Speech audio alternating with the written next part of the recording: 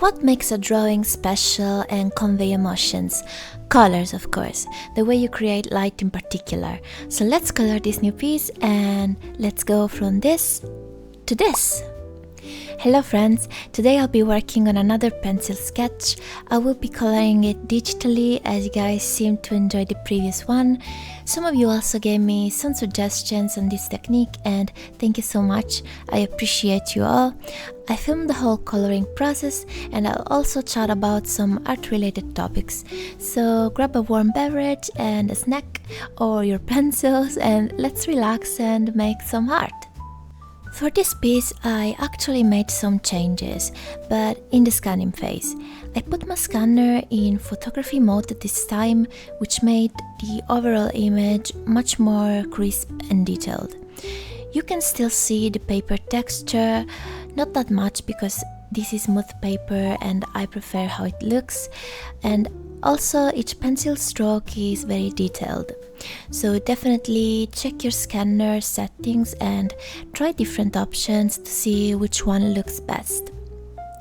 I opened the file into Photoshop to quickly adjust the whites because the background was slightly grey, and again, as I did for the previous piece, I also changed the line art color. So after cleaning the piece in Photoshop, I opened the file on Procreate and I started tweaking some parts. For example, I wanted to extend the piece to the left a little bit as the hair got cropped while scanning. So with a pencil brush, I added some little strands here and there and intensified some other elements, like lashes for example.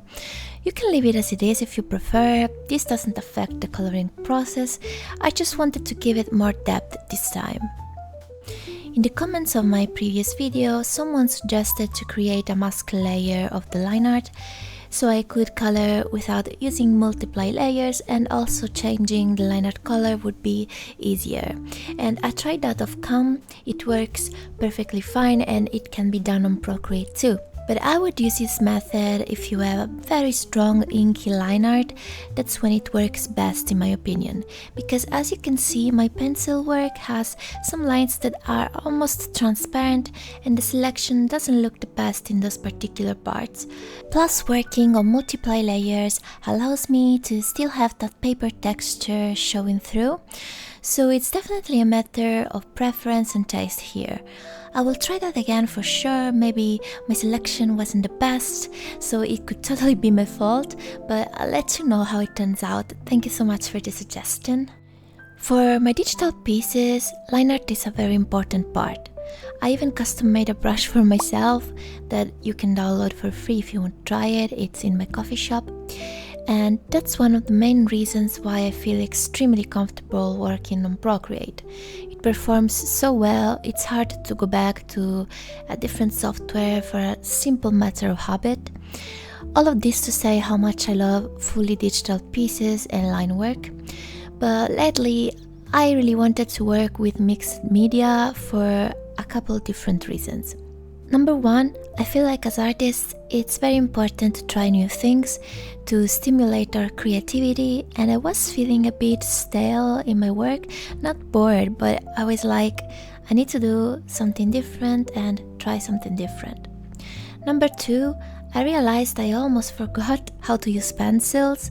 I mentioned this in my previous video, but you know, working digitally for more than 7 years, your hand gets so used to all the digital perks and features, which isn't a bad thing. I love digital art, but my suggestion from my own personal experience is try not to lose balance.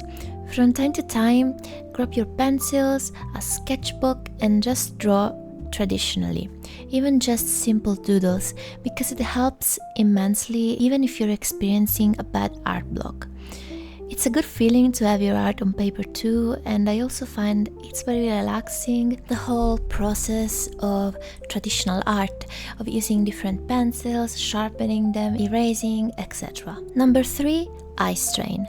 I am not kidding when I tell you I spend more than 12 hours in front of screens, both for work and for gaming too, of course, because that's a hobby of mine and my eyes need rest. Doing part of my drawing on paper, it's definitely good help. Besides these three main reasons, I came to the realization that I like to see quote-unquote imperfections in my drawings.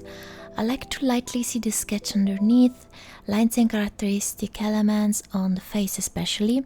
I think it makes a piece a lot more unique.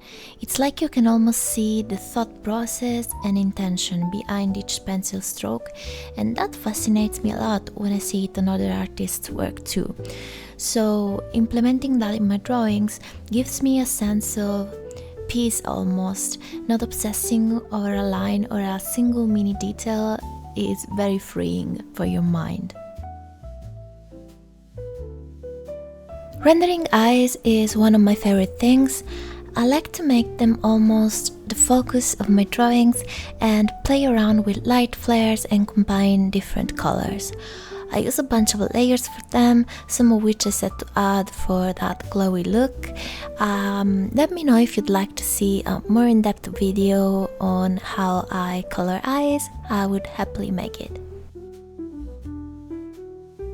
I am now coloring hair, and one of the first videos I ever posted was a hair coloring process actually, and you'll find it on my channel if you want to watch it. Just scroll back. You can definitely reference that video as I still use that same method in my drawings. As you can see here, it works and looks good even when coloring a pencil sketch. To me, it's kind of a novelty coloring traditional sketches, so I find it very fascinating to see my usual digital techniques on a different canvas. Traditional art also teaches you to be more patient and enjoy the process. And I also noticed how over time my hand went from being a shaky mess to being a lot more steady, something that I almost lost during these years.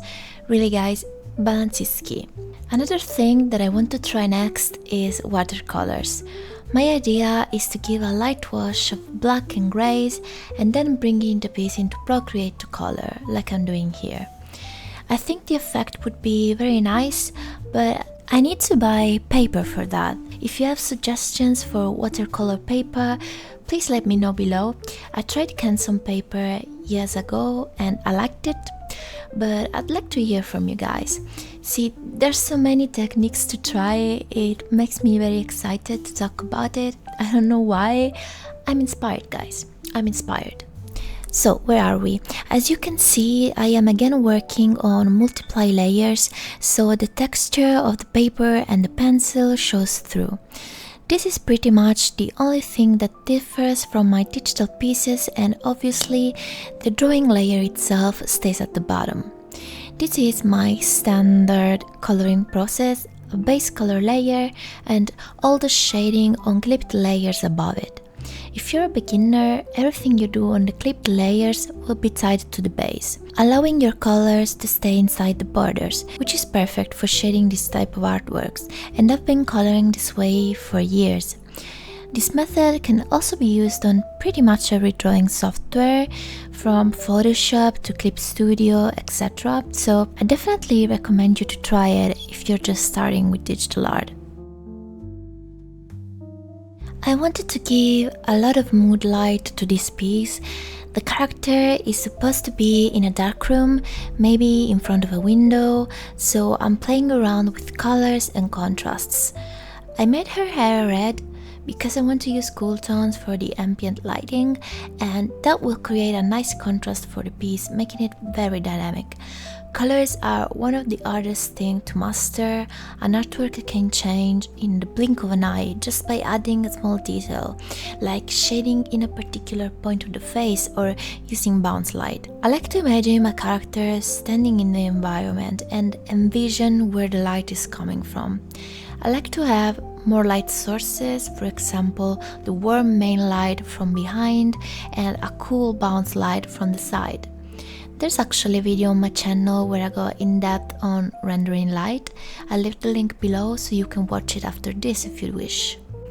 I have to admit I was a bit scared to alter the colors of my characters at first, and I always kept the ambient light very low.